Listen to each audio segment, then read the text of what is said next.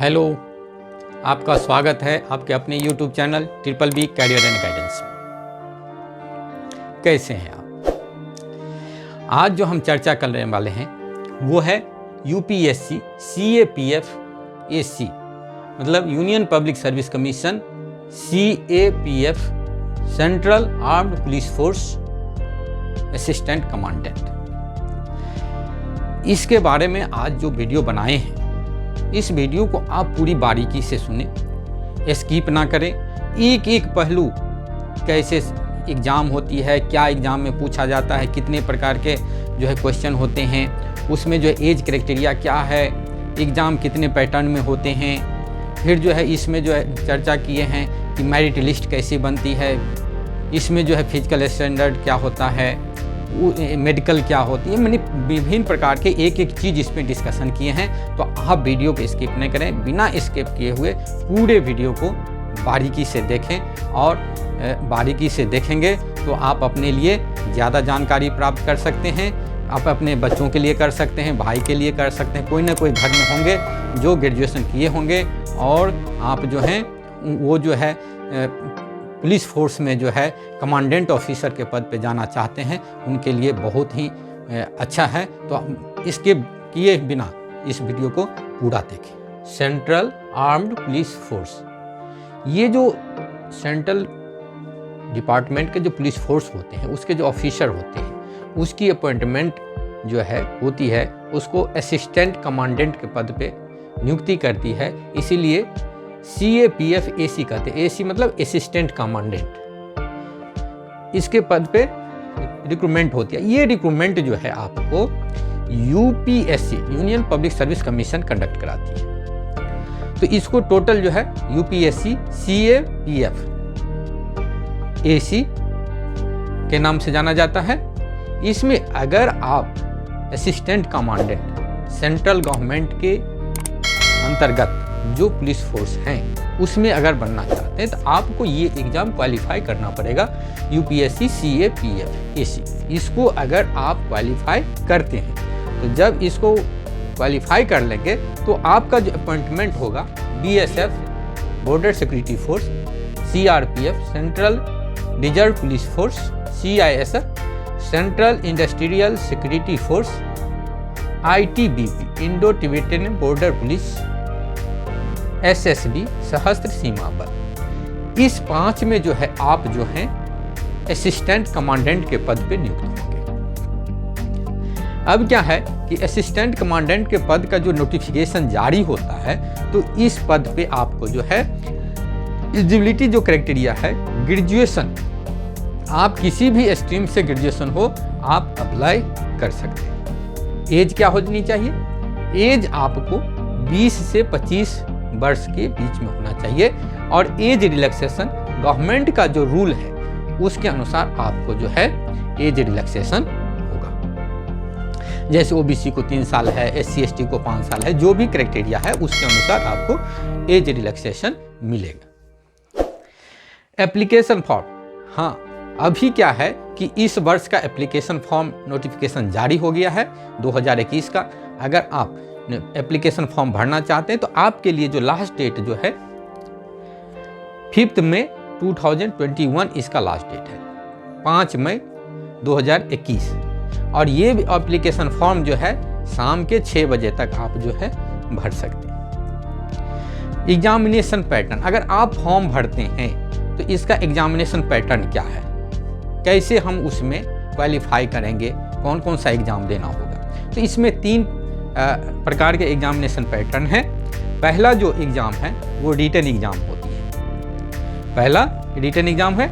दूसरा physical standard, physical efficiency test और medical test. Second phase में जो है, अगर आप रिटन एग्जामिनेशन क्वालिफाई करते हैं तो आपको जो है physical standard, physical efficiency test और मेडिकल टेस्ट आपको अपीयर होना होता है। इसके बाद अगर आप फिजिकल मेडिकल पास कर लेते हैं, क्वालिफाई कर लेते हैं, तब आपको जो है इंटरव्यू के लिए कॉल किया जाता है, और इंटरव्यू में आप जो है अपीयर हो सकते हैं। अब रिटन टेस्ट पैटर्न जो है, तो रिटन टेस्ट में क्या क्या होता है? रिटन टेस्ट में 2 पेपर होते हैं। रिटन टेस्ट में दो पेपर होते हैं। पहला जो पेपर होता है जनरल एबिलिटी एंड इंटेलिजेंस, और दूसरा पेपर है general studies essay and comprehension. ये दो पेपर होते हैं। ये दोनों पेपर में जैसे पहला पेपर जो है जनरल एबिलिटी एंड इंटेलिजेंस, ये फर्स्ट पेपर है। इस पेपर में आपको 125 क्वेश्चन ऑब्जेक्टिव टाइप्स के क्वेश्चन पूछे जाते हैं, और ये एक क्वेश्चन 2 मार्क्स के होते हैं, और टोटल मिला के 250 मार्क्स के आपको जो है फर्स्ट पेपर होता है। फर्स्ट पेपर अगर आप ऑब्जेक्टिव टाइप होती है उसमें निगेटिव मार्किंग भी होती है। अगर एक भी क्वेश्चन गलत होता है तो उसमें जो है 0.5 मार्क्स जो है डिटेक्ट कर लिया जाता है। ये जो फर्स्ट पेपर का एग्जाम होगा इसमें पूछा क्या क्या जाता है, इसमें जो क्वेश्चन पूछा जाता है किस किस क्षेत्र से पूछा जाता है। तो पहला जो है general mental ability, general mental ability से क्वेश्चन पूछा जाएगा। इसमें जो है रीजनिंग होगी, मैथमेटिकल एप्टीट्यूड होगा, एनालॉजिकल होगा, तो इस प्रकार के जो है क्वेश्चन इसमें होते हैं। दूसरा है जनरल साइंस। आप लगभग जो है इसमें क्लास 6 से 10 तक का जो जनरल साइंस होती है, जनरल साइंस से संबंधित जो भी क्वेश्चन होती है ये क्वेश्चन इसमें पूछी जाती है।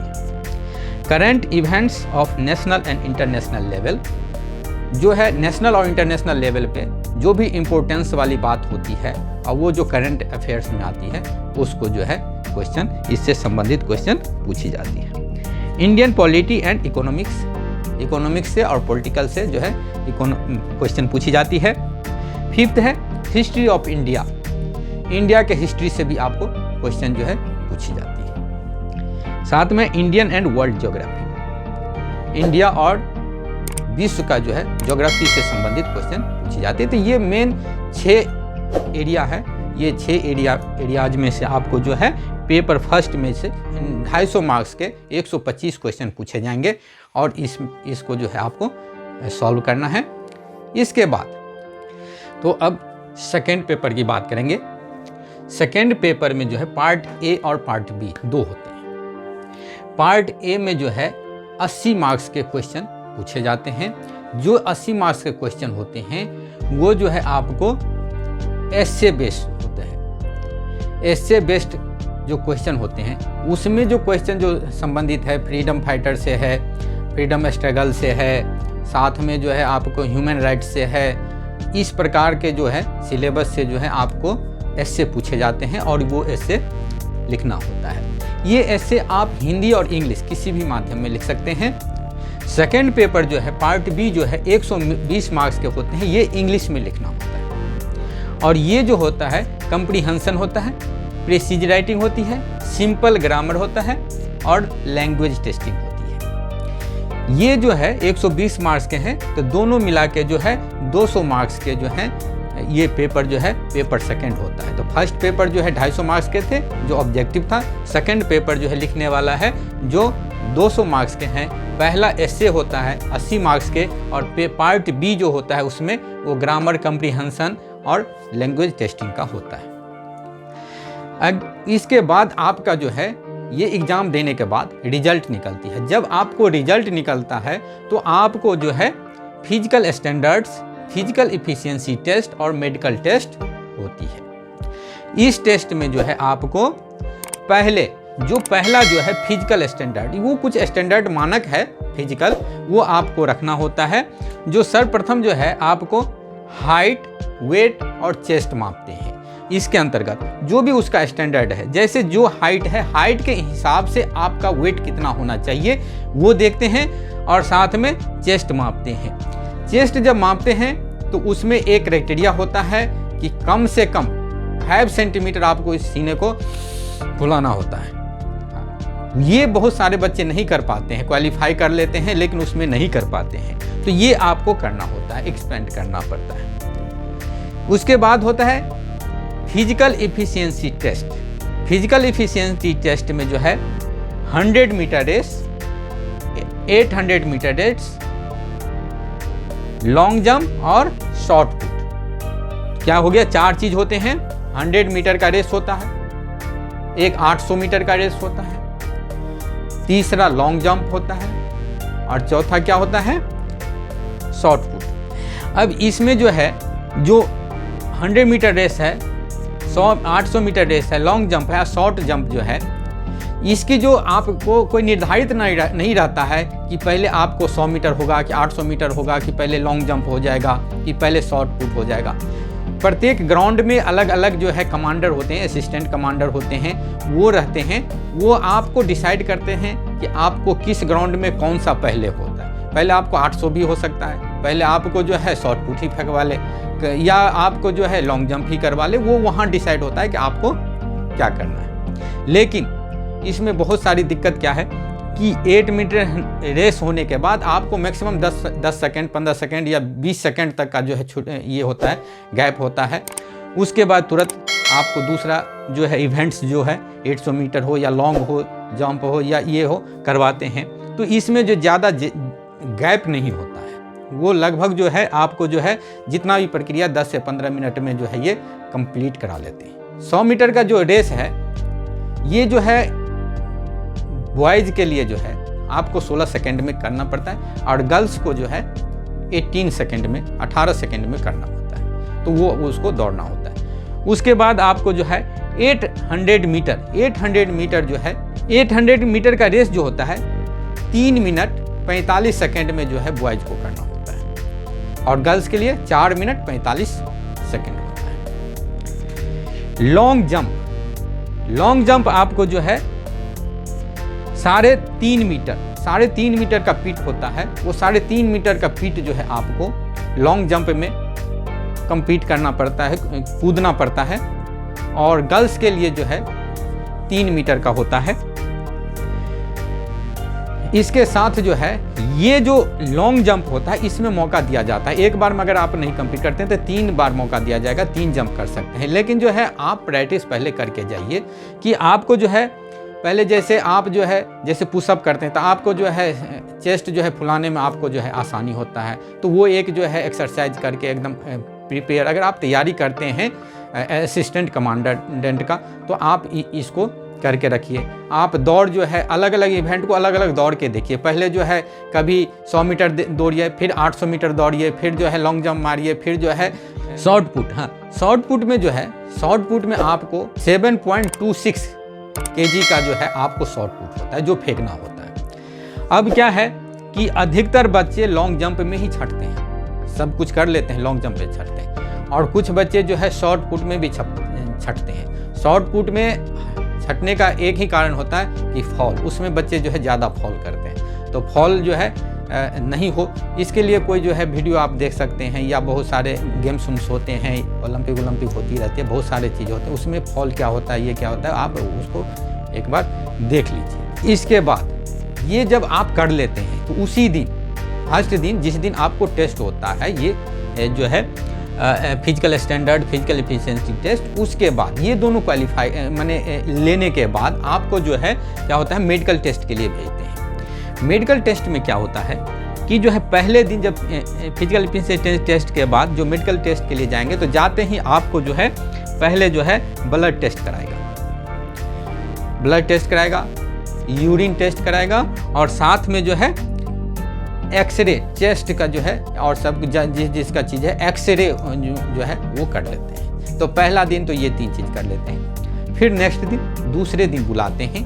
दूसरे दिन बुलाने के बाद आपको जो है वो क्या है, जब आपको निर्धारित रहता है कि किस ग्रुप को किस मेडिकल कॉलेज में या मेडिकल कैंप में भेजना है, उस मेडिकल कैंप में आप जाएंगे तो आपको जो है वहाँ पहले हाइट देखेंगे, हाइट के हिसाब से वेट देखेंगे कि जो है उसके अनुपात में है कि नहीं।